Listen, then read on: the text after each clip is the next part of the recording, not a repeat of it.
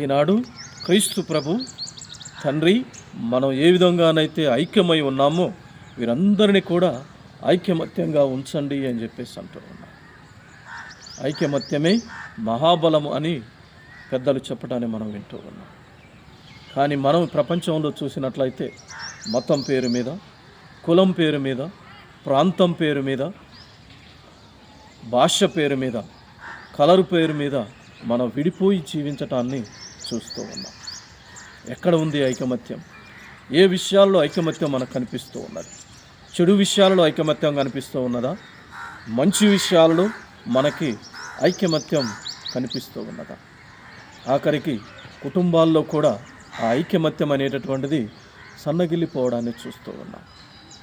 ఒకప్పుడు పెద్ద కుటుంబాలు ఉన్నప్పుడు కుటుంబాలు కలిసి ఐకమత్యంగా జీవించేవాళ్ళు. కానీ నేడు ఎప్పుడైతే అధికారం పెద్దవాళ్ళలో నుంచి అందరి వద్దకు వచ్చేసిందో అన్ని కుటుంబాలలో కూడా విడాకుల సమస్యలు, విడిపోవడం అనేటటువంటిది జరగడాన్ని చూస్తూ ఉన్నాం. కానీ పెద్దలు అంటూ ఉన్నారు, కలిసి ఉంటే కలదు సుఖం అని చెప్పేసి అంటూ ఉన్నారు.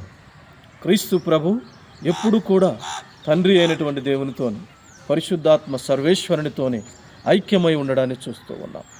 ఆది కాండంలో చూస్తూ ఉన్నాం, నీటి మీద ఆత్మ తిరిగాడడాన్ని చూస్తూ ఉన్నాం. కలుగునుగా కానీ సృష్టిని కలిగించడాన్ని చూస్తూ ఉన్నాం. మనం ఇప్పుడు మానవ జాతిని కలిగించుదాము అని చెప్పేసి ముగ్గురు కలిసి చేయడాన్ని మనం కూడా చూస్తూ ఉన్నాం. క్రీస్తు ప్రభు యొక్క జ్ఞానస్నానంలో చూస్తూ ఉన్నాం. అద్భుతాలు చేసినటువంటి సమయాలను, ఆశ్చర్యకార్యాలు చేసినటువంటి సమయంలో క్రీస్తు ప్రభు ఎల్లప్పుడూ కూడా వారితో ఐక్యమై ఉండడాన్ని చూస్తూ ఉన్నాం.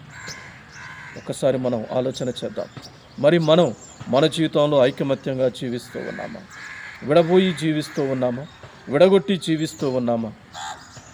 ఒకవేళ అలా జీవిస్తూ ఉన్నట్లయితే ఎల్లప్పుడూ కూడా ఐక్యమత్యమై జీవించేటటువంటి వరాన్ని ఇవ్వమని కోరుకుందాం. పక్షులైనటువంటి కాకులు ఎల్లప్పుడూ కూడా ఐకమత్యంగా ఉంటూ ఉన్నాయి. అవే మనందరికీ బెస్ట్ ఉదాహరణ. మనుషులమైనటువంటి మనం ఐకమత్యంగా ఉండలేమా? దేవునికి సాక్షులుగా జీవించలేమా? మన ఇరుగు పొరుగు వారిని కాపాడలేమా? రక్షించలేమా ఐకమత్యంగా? ఒక్కసారి ఆలోచన చేస్తూ దేవునికి వందనాలు తెలియజేద్దాం. దేవుడు ఆశీర్వదించునుగాక.